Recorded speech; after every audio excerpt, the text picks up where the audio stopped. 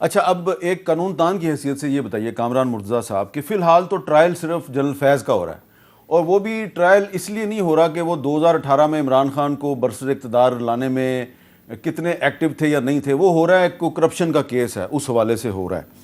اب جو نواز شریف صاحب نے جو بات کی ہے، اور آپ نے جواب دینے سے پہلے کہا کہ اگر یہ فرمائشی پروگرام نہیں ہے تو پھر آپ یہ سمجھتے ہیں کہ جنرل فیض کے خلاف جب کوئی فیصلہ آ جائے گا کسی عدالت کا تو اس کے بعد واقعی نواز شریف صاحب جو ہیں وہ یہ بھی مطالبہ کریں گے کہ جی آپ جنرل باجوہ کا بھی مطالبہ کرو، تو ان کی یہ بات ماننا ذرا مشکل ہوگا؟ اس وقت تو مطلب بظاہر یہ لگ رہا ہے کہ ایک پریشر، مگر میرا خیال ہے کہ یہ شاید جو ہے نا یہ کہیں آگے جا کے اگر یہ منظر اسی طرح سے رہا تو شاید یہ آگے جا کے کہیں ایسا ہوگا۔ اچھا، جنرل باجوہ کا بھی احتساب ہوگا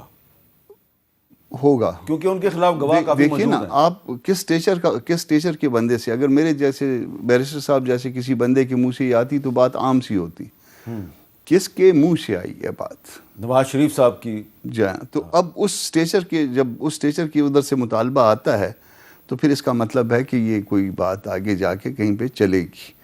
اور ویسے بھی جو نا تو بات تو انہوں نے کہا کہ توبہ کر لی ہم نے، تو توبہ کب سے قبول ہوگی یہ تو پھر، اور اگر چلیں وہ بھی چھوڑ دیں کہ کب سے قبول ہوگی، تو اگر احتساب کرنا ہے پھر ریسنٹ کر لیتے ہیں۔ موسٹ ریسنٹ کون سا ہے؟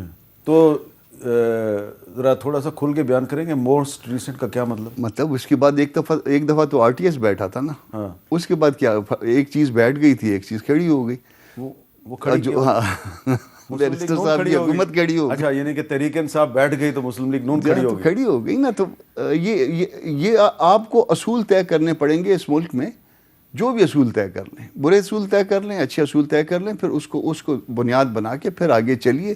اس میں آتا ہوں بسم اللہ، یہ آتے ہیں بسم اللہ، جو بھی آتا ہے۔ جس دن تک اصول طے نہیں کریں گے، ایک انگلی میں حامد میر کی طرف اٹھاؤں گا، 4 انگلیاں میری طرف اٹھ رہی ہوں۔